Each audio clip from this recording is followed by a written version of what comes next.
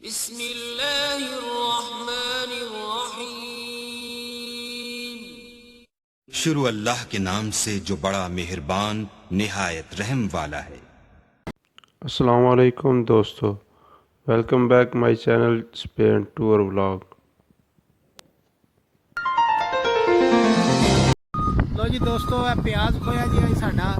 ਇਹ ਜਨਾਬ ਮੇਰੀ ਪਿਆਜ਼ ਆ ਜਾ ਰਿਹਾ ਜੇ। ਇਹ ਅੱਗੇ ਇੱਕ ਟਰਾਲਾ ਲਦਾ ਕੇ ਟੋਰ ਛੜਿਆ ਤੇ ਇਹ ਦੂਜਾ ਜੇ।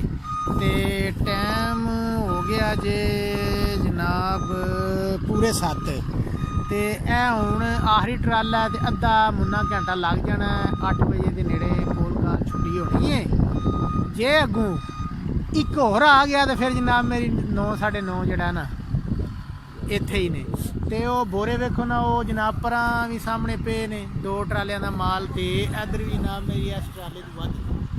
ਜੇ ਇੱਕ ਹੋਰ ਆ ਗਿਆ ਨਾ ਤਾਂ ਫਿਰ ਜਨਾਬ ਇੱਥੇ ਜਿਹੜਾ ਨਾ 9:30 10 ਇੱਥੇ ਵੱਜਣ ਦੇ। ਉੱਧਰ ਜਿਹੜਾ ਨਾ ਬੱਦਲ ਵੀ ਵੇਖੋ, ਸਰਕਾਰ ਬੱਦਲ ਵੀ ਬਣ ਕੇ ਆ ਗਿਆ ਜੀ। ਉਹਨਾਂ ਦਾ ਧਿਆਨ ਪਿਆ ਨਾ ਉੱਧਰ, ਉਹਨਾਂ ਕਹਿਣਾ ਇਹਨਾਂ ਨੂੰ ਕੱਚ ਕੇ ਜਾਓ। ਇਹਦਾ ਮਤਲਬ ਰਾਤ ਦੇ 10 ਇੱਥੇ ਹੀ।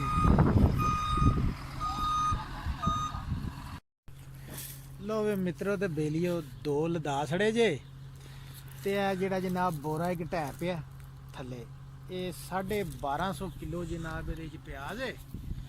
बंदे जे असी 2, ठीक है। हूँ तीसरा कम्यून आ गया तो उधर मालक भी आ गए जे जनाब चिट्टी फरारी ते तीसरा हूँ ट्राला आमना। उन्हें पता नहीं किस टाइम आमना, अद्धे घंटे 15 मिनटा 20 लदाना तो फिर साड़ी जान छुटनी। ते आ बोरे पे वेखते ना किड्डे किड्डे बड़े। ये बोरे जनाब एक गया बिचू मेसो स्लिप ट्रैक्टर वाले लाया धक्का जनाब मेरी जा पे। ये हुणे बोरा कोई शै नहीं कोल, ना बाल्टी ना कुछ। ते गंढा वेख्या ना किड्डा किड्डा एक गंढा।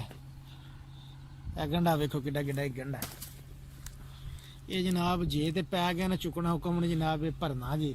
ते असीं लगदा फिर रात इत्थे ही। ਤੇ ਤੁਹਾਡੇ ਨਾਲ ਗੱਲ ਕੀਤੀ ਸੀ 8 ਵਜੇ ਤਾਂ ਜੀ, ਤੇ 8 ਹੋ ਗਏ ਨੇ। ਤੇ ਹੁਣ ਜਨਾਬ ਤੀਸਰਾ ਆਵੇਦਾ। ਹੁਣ ਮੇਰਾ ਖਿਆਲ ਹੈ ਅੱਲਾ ਦੇ ਹੁਕਮ ਨਾਲ ਜਨਾਬ ਹੋਣ ਦੇ 10 ਸੀ। ਤੇ ਬੱਦਲ ਵੀ ਸਿਰੇ ਚੜ੍ਹ ਆਇਆ ਹੋ ਤਾਂ ਠੀਕ ਹੈ। ਫਿਰ ਚਲੋ ਹੁਣੇ ਹੁੰਦੀ ਗੱਲਬਾਤ।